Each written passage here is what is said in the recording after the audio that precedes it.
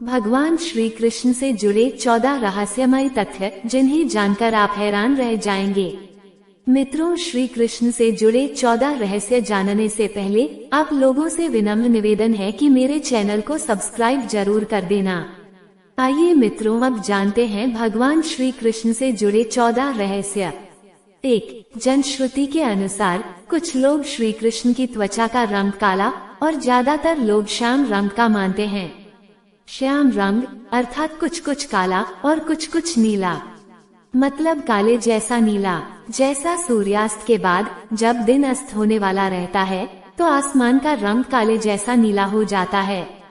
जनश्रुति के अनुसार उनका रंग न तो काला और न ही नीला था, ये भी कि उनका रंग काला मिश्रित नीला भी नहीं था।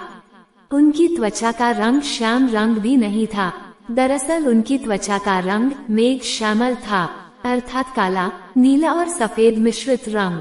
2. प्रचलित जनश्रुति अनुसार माना जाता है कि उनके शरीर से मादक गंध निकलती रहती थी। इस गंध को वे अपने गुप्त अभियानों में छुपाने का उपक्रम करते थे। यही खूबी द्रौपदी में भी थी। द्रौपदी के शरीर से भी सुगंध निकलती रहती थी जो लोगों को आकर्षित करती थी। सभी इस सुगंध की दिशा में देखने लगते थे। इसलिए अज्ञातवास के समय द्रौपदी को चंदन, उपटन और इत्रादि का कार्य किया, जिसके चलते उनको सैरंध्री कहा जाने लगा था। माना जाता है कि श्री कृष्ण के शरीर से निकलने वाली गंध गोपिका चंदन और कुछ रातरानी की सुगंध से मिलती जुलती थी। 3. कहते हैं कि भगवान श्री कृष्ण की देह कोमल अर्थात लड़कियों के समान मृदु थी, लेकिन युद्ध के समय उनकी देह विस्तृत और कठोर हो जाती थी। जनश्रुति अनुसार ऐसा माना जाता है कि ऐसा इसलिए हो जाता था क्योंकि वे योग और कलारिपटु विद्या में पारंगत थे। इसका मतलब ये कि श्री कृष्ण अपनी देह को किसी भी प्रकार का बनाना जानते थे। इसलिए स्त्रियों के समान दिखने वाला उनका कोमल शरीर युद्ध के समय अत्यंत ही कठोर दिखाई देने लगता था। यही गुण कर्ण और द्रौपदी के शरीर में भी था। 4. भगवान कृष्ण का जन्म मथुरा में हुआ था। उनका बचपन गोकुल, वृंदावन, नंदगांव, बरसाना आदि जगहों पर बीता। द्वारिका को उन्होंने अपना निवास स्थान बनाया और सोमनाथ के पास स्थित प्रभास क्षेत्र में उन्होंने देह छोड़ दी। दरअसल भगवान कृष्ण इसी प्रभास क्षेत्र में अपने कुल का नाश देखकर बहुत व्यथित हो गए थे। वे तभी से वहीं रहने लगे थे।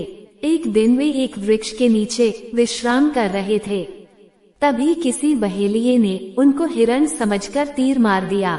ये तीर उनके पैरों में जाकर लगा और तभी उन्होंने देह त्यागने का निर्णय ले लिया। एक दिन वे इसी प्रभास क्षेत्र के वन में एक पीपल के वृक्ष के नीचे योग निद्रा में लेटे थे। तभी जरा नामक एक बहेलिये ने भूलवश उन्हें हिरण समझकर विषयुक्त बाण चला दिया, जो उनके पैर के तलुबे में जाकर लगा और भगवान श्री कृष्ण ने इसी को बहाना बनाकर देह त्याग दी। जनश्रुति के अनुसार भगवान श्री कृष्ण ने जब देह त्याग किया तब उनकी देह के केश न तो श्वेत थे और न ही उनके शरीर पर किसी प्रकार से झुर्रियां पड़ी थी, अर्थात वे 119 वर्ष की उम्र में भी युवा जैसे ही थे। 5. भगवान कृष्ण ने गुजरात के समुद्री तट पर अपने पूर्वजों की भूमि पर एक भव्य नगर का निर्माण किया था। कुछ विद्वान कहते हैं कि उन्होंने पहले से उजाड़ पड़ी कुशस्थली को फिर से निर्मित करवाया था। माना जाता है कि भगवान श्री कृष्ण अंतिम वर्षों को छोड़कर कभी भी द्वारिका में 6 महीने से ज्यादा नहीं रहे। पर जो भी हो, श्री कृष्ण की इस नगरी को विश्वकर्मा और मयदानव ने मिलकर बनाया था। विश्वकर्मा देवताओं के और मयदानव असुरों के इंजीनियर थे। दोनों ही राम के काल में भी थे। इतिहासकार मानते हैं कि द्वारिका जल में डूबने से पहले नष्ट की गई थी, पर किसने नष्ट किया होगा द्वारिका को, ये सवाल अभी भी बना हुआ है। हालांकि समुद्र के भीतर द्वारिका के अवशेष ढूंढ लिए गए हैं। वहाँ उस समय के जो बर्तन मिले हैं वो 1528 ईसा पूर्व से 3000 ईसा पूर्व के बताए जाते हैं। 6. ईसा मसीह, श्री कृष्ण और बुद्ध का प्रभाव। हालांकि यह अभी भी शोध का विषय है, फिर भी अब तक जितने भी लोगों ने इस पर शोध किया उनका कहना यही है कि ईसा मसीह ने भारत का भ्रमण किया था। और वे कश्मीर से लेकर जगन्नाथ मंदिर तक गए थे। उन्होंने कश्मीर के एक बौद्ध मठ में रहकर ध्यान साधना की थी। यहीं पर उनकी समाधि भी है। शोधकर्ता मानते हैं कि श्री कृष्ण का ईसा मसीह के जीवन पर बहुत प्रभाव पड़ा। उनके जन्म की कथा भी श्री कृष्ण के जन्म की कथा से कुछ मिलती जुलती है। लुईस जेकोलियत ने 1869 ईस्वी में अपनी एक पुस्तक द बाइबल इन इंडिया में लिखा है कि जीसस क्रिस्ट और भगवान श्री कृष्ण एक थे। लुईस जेकोलियत फ्रांस के एक साहित्यकार और वकील थे। इन्होंने अपनी पुस्तक में कृष्ण और क्राइस्ट पर एक तुलनात्मक अध्ययन प्रस्तुत किया है।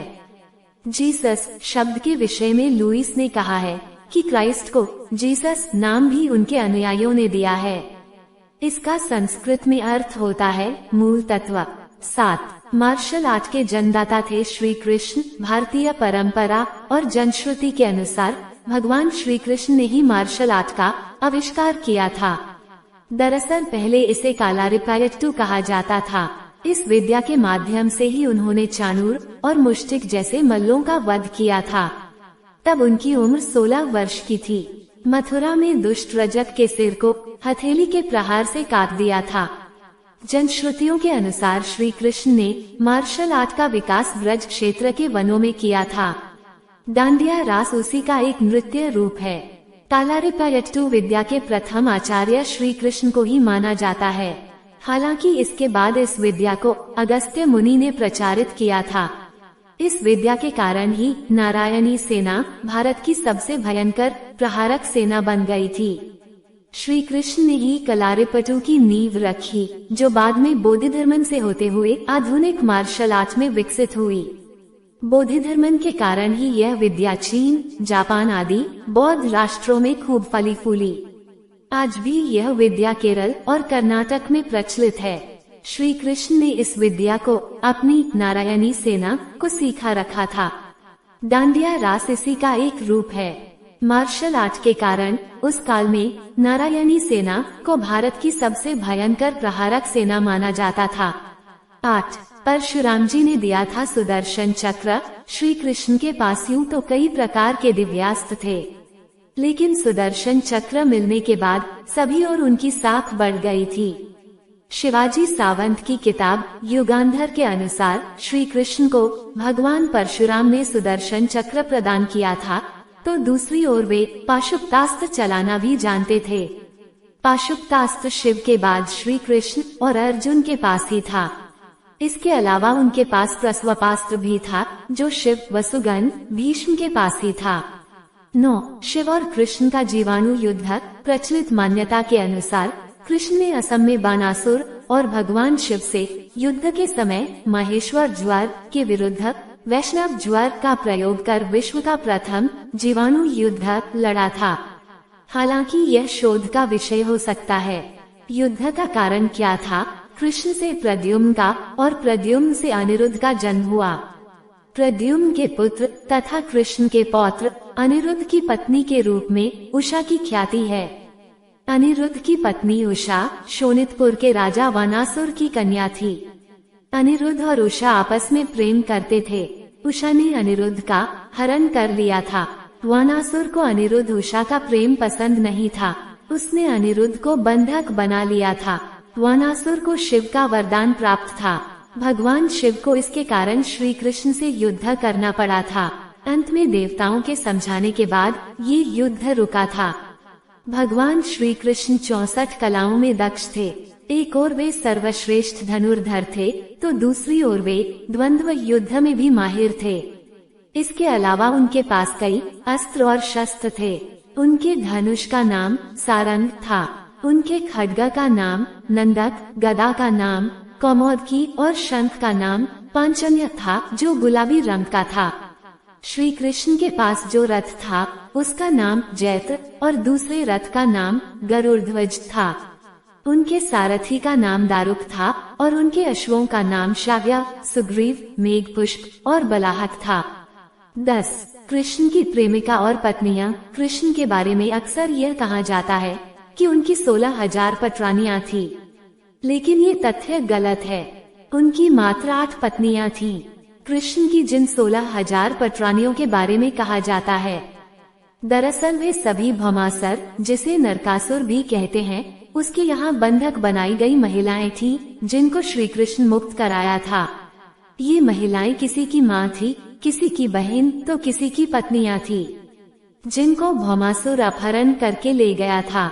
दरअसल ब्रह्मवैवर्त पुराण, गीत गोविंद और जनश्रुतियों में इसका जिक्र है कि राधा, ललिता आदि उनकी प्रेमिकाएं थीं।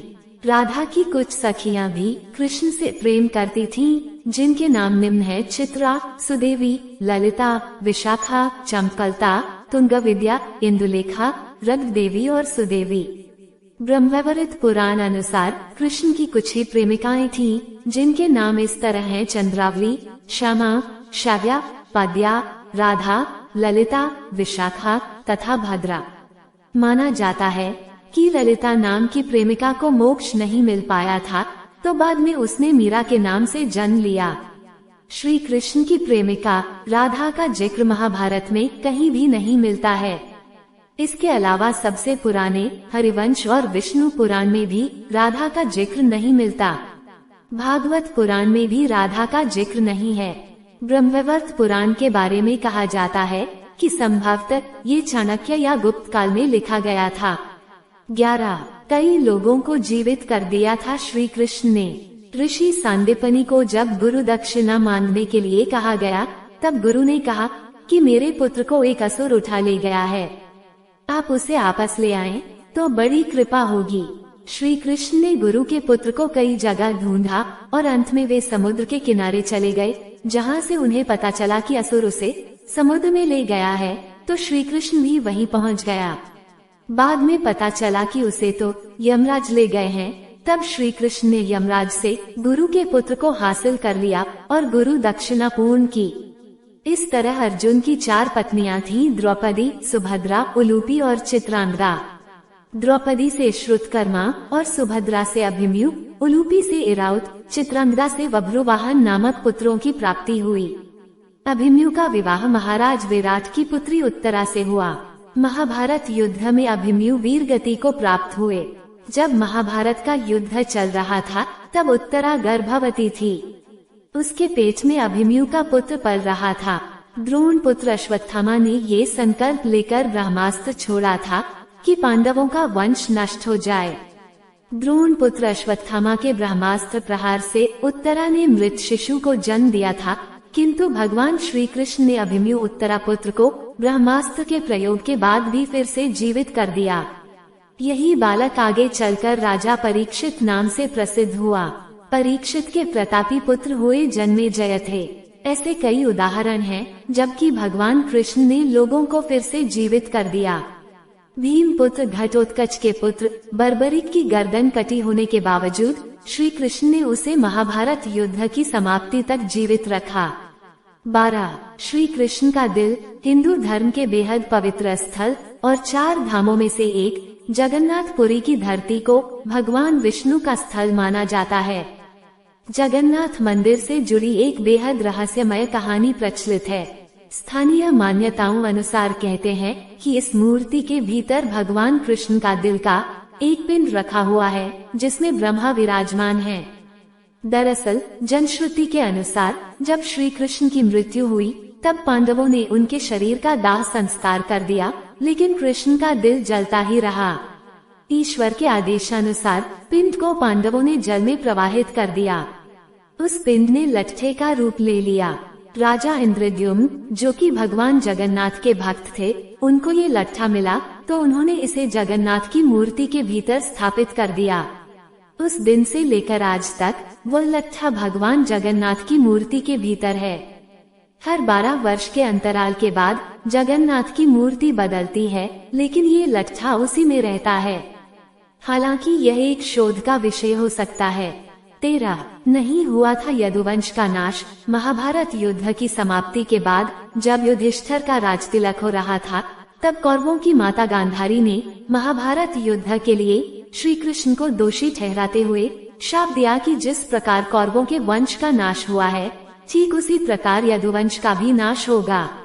शाप के चलते श्री कृष्ण द्वारिका लौटकर यदुवंशियों को लेकर प्रभास क्षेत्र में आ गए। कुछ दिनों बाद महाभारत युद्ध की चर्चा करते हुए सात्यकी और कृतवर्मा में विवाद हो गया। सात्यकी ने गुस्से में आकर कृतवर्मा का सिर काट दिया। इससे उनमें आपसी युद्ध भड़क उठा और वे समूहों में विभाजित होकर एक दूसरे का संहार करने लगे। इस लड़ाई में श्री कृष्ण के पुत्र प्रद्युम्न और मित्र सात्यकी समेत सभी यदुवंशी मारे गए थे। केवल बब्रू और दारुकी बचे रह गए थे। यदुवंश के नाश के बाद कृष्ण के ज्येष्ठ भाई बलराम समुद्र तट पर बैठ गए और एकाग्रचित होकर परमात्मा में लीन हो गए। इस प्रकार शेषनाग के अवतार बलराम जी ने देह त्यागी और स्वधाम लौट गए। बलराम जी के देह त्यागने के बाद जब एक दिन श्री कृष्ण पीपल के नीचे ध्यान की मुद्रा में लेटे थे, तब उस क्षेत्र में एक जरा नाम का बहेलिया आया हुआ था। जरा एक शिकारी था और वह हिरण का शिकार करना चाहता था। जरा को दूर से हिरण के मुख के समान श्री कृष्ण का तलवा दिखाई दिया। बहेलिये ने बिना कोई विचार किए वहीं से एक तीर छोड़ दिया, जो कि श्री कृष्ण के तलवे में जाकर लगा। जब वह पास गया तो उसने देखा कि श्री कृष्ण के पैरों में उसने तीर मार दिया है। इसके बाद उसे बहुत पश्चाताप हुआ और वह क्षमायाचना करने लगा। तब श्री कृष्ण ने बहेलिये से कहा कि जरा तू डर मत, तूने मेरे मन का काम किया है। अब तू मेरी आज्ञा से स्वर्गलोक प्राप्त करेगा। बहेलिये के जाने के बाद वहां श्री कृष्ण का सारथी दारुक पहुंच गया। दारुक को देखकर श्री कृष्ण ने कहा कि वह द्वारिका जाकर सभी को ये बताए कि पूरा यदुवंश नष्ट हो चुका है और बलराम के साथ कृष्ण भी स्वधाम लौट चुके हैं। अतः सभी लोग द्वारिका छोड़ दो, क्योंकि यह नगरी अब जलमग्न होने वाली है। मेरे माता पिता और सभी प्रियजन इंद्रप्रस्थ को चले जाएं। ये संदेश लेकर दारुक वहां से चला गया। इसके बाद उस क्षेत्र में सभी देवता और स्वर्ग की अप्सराएं, यक्ष, किन्नर, गंधर्व आदि आए और उन्होंने श्री कृष्ण की आराधना की। आराधना के बाद श्री कृष्ण ने अपने नेत्र बंद कर लिए और वे सशरीर ही अपने धाम को लौट गए। श्रीमद् भागवत के अनुसार जब श्री कृष्ण और बलराम के स्वधाम गमन की सूचना इनके प्रियजनों तक पहुंची, तो उन्होंने भी इस दुख से प्राण त्याग दिए। देवकी, रोहिणी, वसुदेव, बलराम जी की पत्नियां, श्री कृष्ण की पटरानियां आदि सभी ने शरीर त्याग दिए। इसके बाद अर्जुन ने यदुवंश के निमित्त पिंडदान और श्राद्ध आदि संस्कार किए। यदुवंश के बचे हुए लोग महाभारत और पुराणों अनुसार इन संस्कारों के बाद यदुवंश के बचे हुए लोगों को लेकर अर्जुन इंद्रप्रस्थ लौट आए। इसके बाद श्री कृष्ण के निवास स्थान को छोड़कर शेष द्वारिका समुद्र में डूब गई। यदि यदुवंश के लोग बच गए थे तो क्या उनका वंश नष्ट नहीं हुआ था? श्री कृष्ण के स्वधाम लौटने की सूचना पाकर सभी पांडवों ने भी हिमालय की ओर यात्रा प्रारंभ कर दी थी। इसी यात्रा में ही एक एक करके पांडव भी शरीर का त्याग करते गए। अंत में युधिष्ठिर सशरीर स्वर्ग पहुँचे थे। 14 पौराणिक मान्यताओं अनुसार प्रभु ने त्रेता में राम के रूप में अवतार लेकर बाली को छुपकर तीर मारा था। कृष्ण अवतार के समय भगवान ने उसी बाली को जरा नामक बहेलिया बनाया और अपने लिए वैसे ही मृत्यु चुनी जैसी बाली को दी थी। मित्रों, वीडियो को लाइक करके कमेंट में जय श्री राधे कृष्णा लिखना ना भूलें।